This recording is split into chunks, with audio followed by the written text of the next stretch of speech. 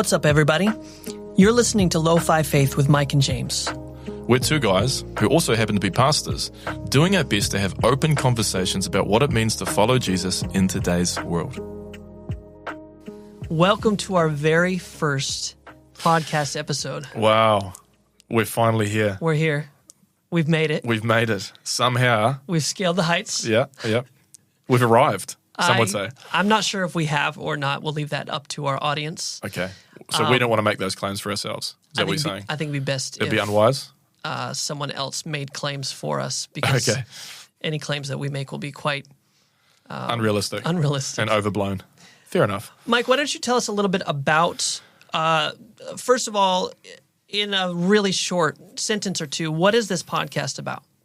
Okay, so I guess my understanding of what we're trying to do here is that we, having both been pastors for a number of years, we've been in, fairly conservative, traditional church contexts. We've seen quite a bit. We've been exposed to quite a bit.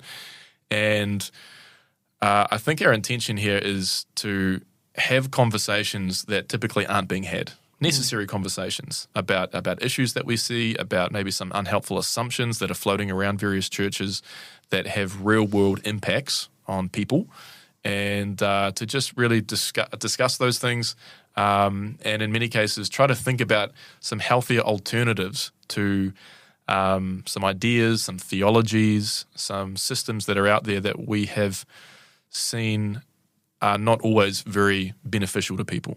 So, yeah, rethinking things, coming up with different ideas, sometimes just having the conversation for the sake of having the conversation because it needs to be talked about. Yeah. Yeah, I think I agree with what you're saying. Really, I think what we're trying to do is lead conversations that we don't necessarily always have the answers to, and we may not always even come to the same conclusion, you and I, about, but to be able to have authentic conversations on what it means to follow Jesus in 2025, and how we can take these ancient texts and interpret them and understand them and apply them in a way that actually is real world, makes sense, and is healthy. Because I think we've both experienced unhealthy versions of Christianity at various stages of our lives. Definitely. And I think that key word is healthy and whole, right? We want to aim for a way of thinking, a way of following Jesus that is practical and has real world benefits to people. And largely because of some of the not so healthy things that we've seen. Yeah. And we're going to jump into some of that too, especially as we set up this episode. But before we get to what this first one's going to be about, do you want to just tell us a little bit about you, your interests, where you're from, anything else that you'd like to share with our 5 to 7 listeners out there?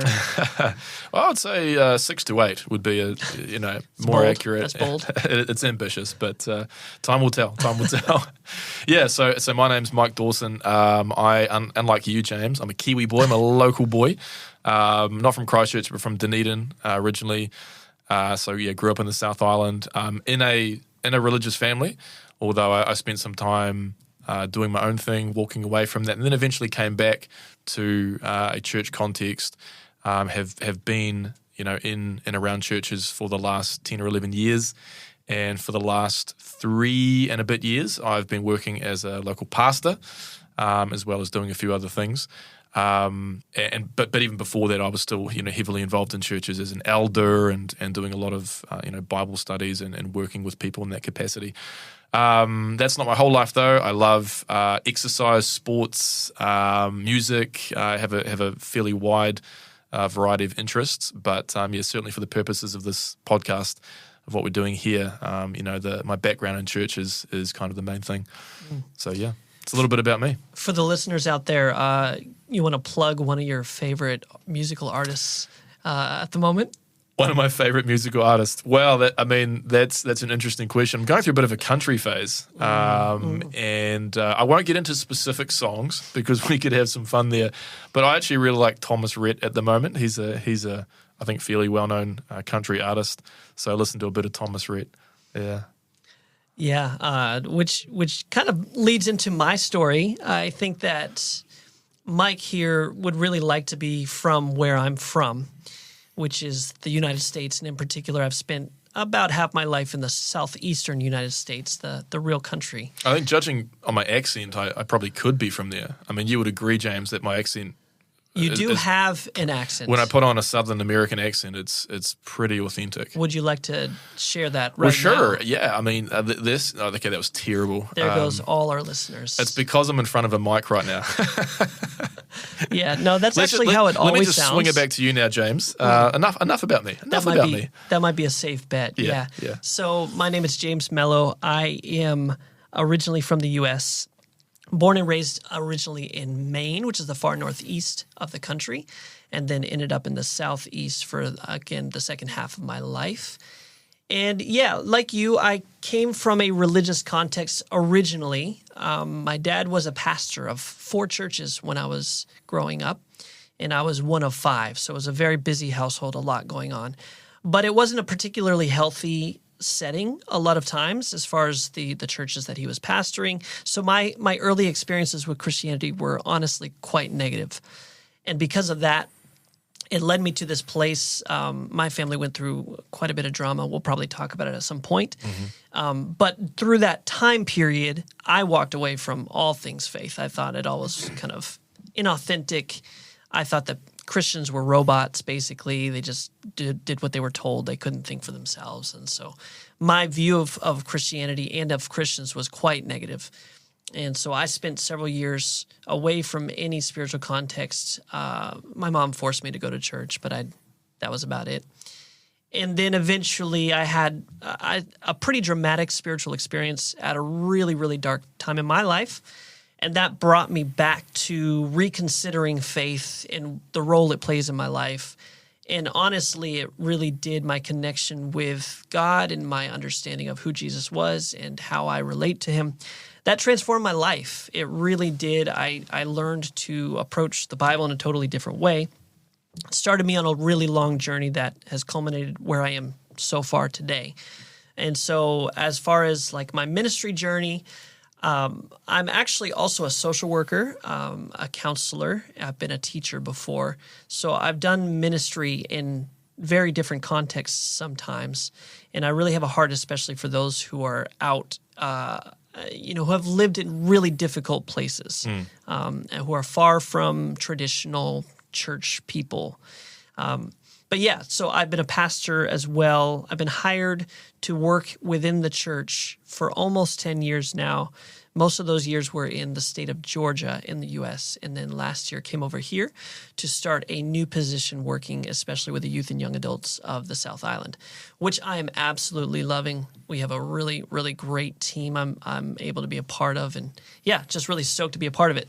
So that led us to this concept of a podcast, the work that you're doing and the work that I'm doing, and then the conversations we've had, usually in some cafe, wasting all the time. And in between are really terrible jokes, which I do apologize, listeners. I personally have a higher opinion of our jokes than you do. But again, we'll let our listeners decide that. I think you have less ability to self-reflect, perhaps, than I do, and that's okay. Okay. The point is, agree of course, to disagree. I disagree.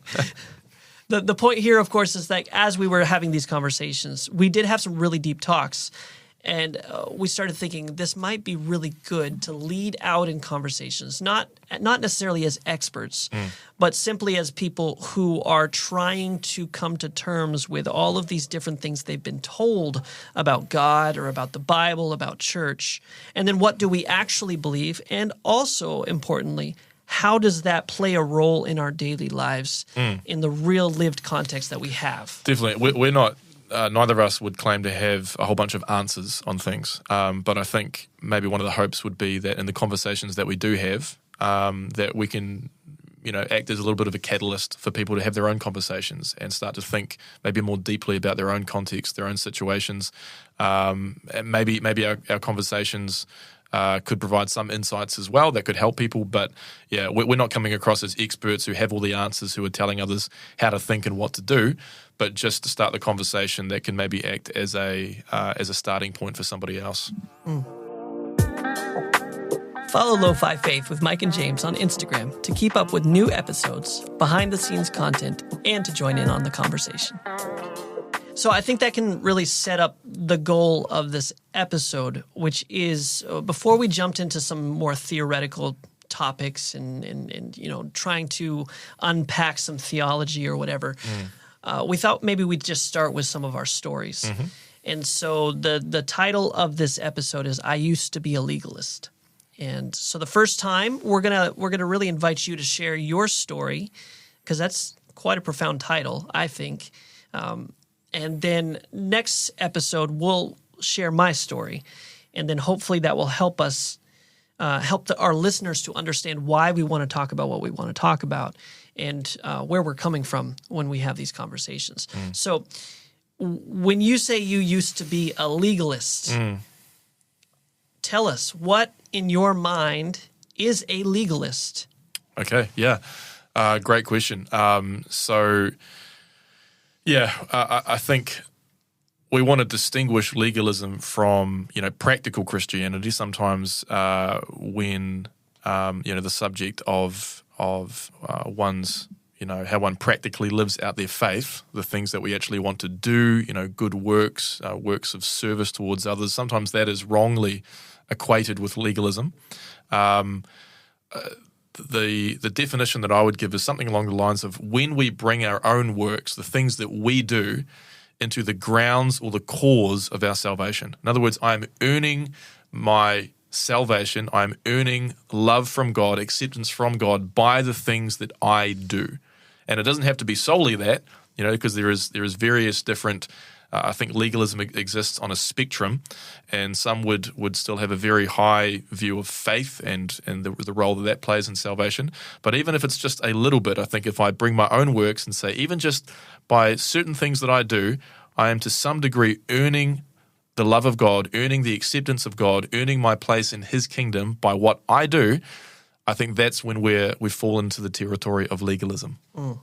So implying that if I don't do this thing, God is either going to love me less, or maybe in a more extreme way, He will not accept me. I cannot be right in His sight. I can't be saved unless I do these things. Yeah. So with that understanding of legalism, what I found is nobody wants to ever admit that they are currently a legalist. And that's kind of why we wanted to have these conversations the way we did, is because we can at least admit that at some point in our past, we definitely fell under that category. Absolutely. How did you get to a place of what you might consider legalistic thought? Well, what did that look like? Maybe even, should we step back? How did you get drawn into church? Yeah. Well, similar to you mentioned that you spent some time away from church correct me if I'm wrong, but in a fairly disillusioned state after seeing some bad things. I was the same. I spent 6 or 7 years outside of the church that I was brought up in, and got to a point where I entered back into a church context. Now, how did that happen? I think I was at a place, again, in my 20s, probably not very self-aware or have a great self-understanding of where I was at the time. But I think although I was far out from church, I was looking for answers. I really wanted to make sense of life. And what eventually happened was I got exposed to some online videos where an individual was preaching, giving presentations, biblical presentations, and the way that he was operating and the method that he was using was a very answer-based, solution-focused approach. And so where I was, it appealed to me. And he was opening the Bible and he was sort of putting texts together and giving explanations and speaking very dogmatically and in a very authoritative way. And so for where I was at that time, that appealed to me in a way that a more nuanced, open-minded discussion that sort of gave room for wider perspectives would not have, right? So when I came across these presentations, they really piqued my interest. I started to watch them, and that eventually facilitated my entry into the church. But, however, I think the issue with this individual's sort of methodology, the way that he was presenting Scripture, the way that he was presenting faith, was a very works-oriented, and I would dare to say legalistic approach. And so, although I did come into the church, I came in with the foundation that these videos had given me, that which was very legalistic and very, I need to do these things in order to be accepted by God. And if I don't do those things, I will not be accepted by God. So really it was from the start, the foundation that was given to me sort of predisposed me to a very legalistic mindset. So really, when you came to church for yourself, it wasn't, you would argue now, it wasn't from a very healthy place. Not at all, yeah. I think there was, there was a genuine faith there, but it came with a lot of baggage that we can talk about this at some point, but I had to unpack that baggage over time. Okay. Yeah, that's very interesting. So now you're at a place where you're saying, well, okay, that's how I got drawn into this, but I'm still, it sounds like you're navigating now, holding on to your faith while letting go of that baggage, which I imagine has got to be hard to tease through. Can you walk us through, if that was your basis, that's kind of like the foundation of your faith, was this pretty legalistic mindset of it's all about having the right information and then having the right behavior. And if you don't have the right behavior or the right information, then you're done. And God's not going to love you. How did you get from that to where you're currently at today? Yeah, long process, but I think if I could narrow it down to one thing, really what happened was I ended up at a church where the theology that I was believing and the worldview that I had adopted was, at this church, allowed total free reign, right? And that was just because of the unique circumstances and setup of this church. There wasn't a great diversity in the leadership. And where the leadership of that church sat was in a very legalistic place. And so they basically had full control to impose that worldview upon that particular church. And so at this church, you could see, okay, what is the logical endpoint? If we take this theology to its logical conclusion, what does that look like? And what are the practical effects on the lives of the people who are kind of sitting under that?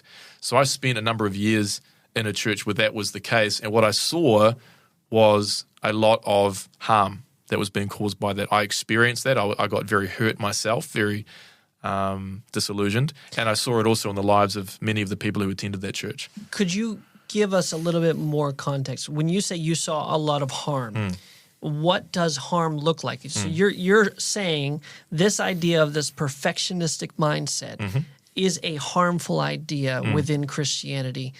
How does it harm people? Yeah. So I think as human beings, we want to be loved for who we are, right? We don't want to have to live up to some unrealistic standard and somebody say, only if you reach this very, very high bar will I love you and accept you. Like, we want to be loved for who we are. All of us are broken. All of us are imperfect. And it's a wonderful thing when somebody meets us where we are and just accepts us where we are. Now, this theology does not offer that.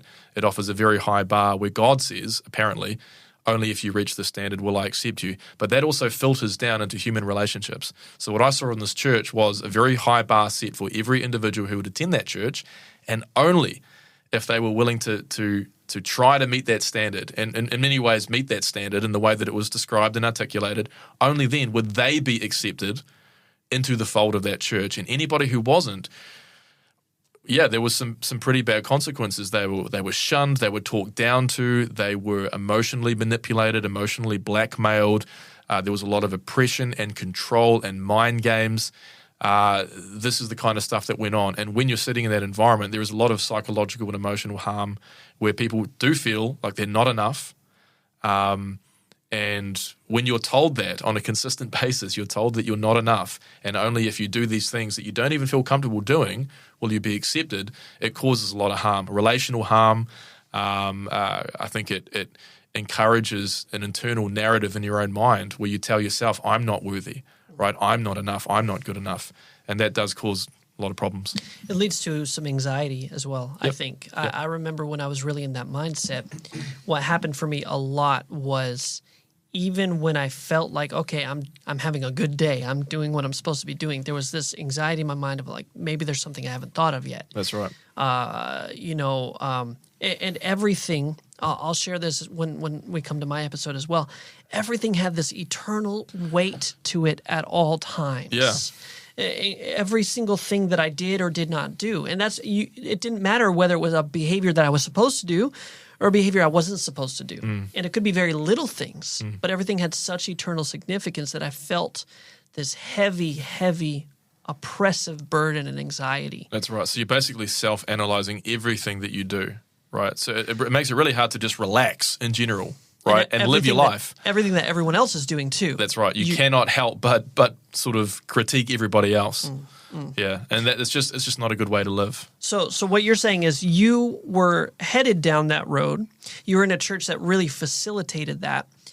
And then you started being impacted in really negative, really harmful ways yourself, but also seeing that around you and tying it to, well, this is because of our theology. Like our theology is leading directly to this sort of painful place. That's right. And that was the conclusion I sort of had to come to because, it wasn't a church where there was, as I've mentioned, there wasn't a great diversity among the leadership, where there was some people on one side of an issue and other people on another side. Really just the main thing was this kind of theology, this very perfectionistic, legalistic theology.